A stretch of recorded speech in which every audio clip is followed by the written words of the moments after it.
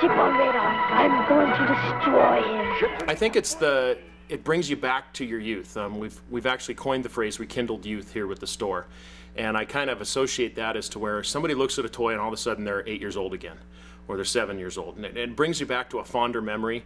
Maybe you had a happy childhood, and it brings you back to that. And maybe, there was some part of your childhood that wasn't so happy, but the toys that you played with associated something to fonder days.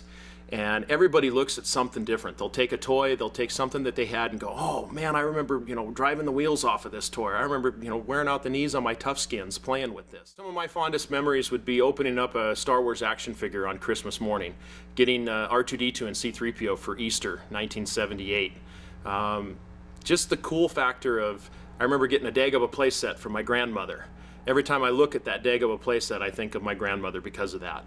That would be Yoda's home, for those of you that don't know. Han Solo action figure this is my Han Solo figure that I found on the bottom of my toy box back in 1993 when I got home from the Marine Corps. This is the figure that caused all of this. It made me make the decision to say, hey, I want to put my Star Wars collection back together, and that slowly snowballed into buying, selling, and trading toys for the last 25 years or 20 years. We have children of all ages that come into the store. We get as much excitement out of a 35 or 45-year-old dad and mom as we do out of a 7 or 8-year-old kid.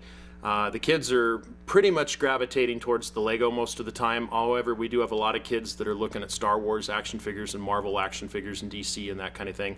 The parents, it's anything that they may have associated as playing with when they were a child.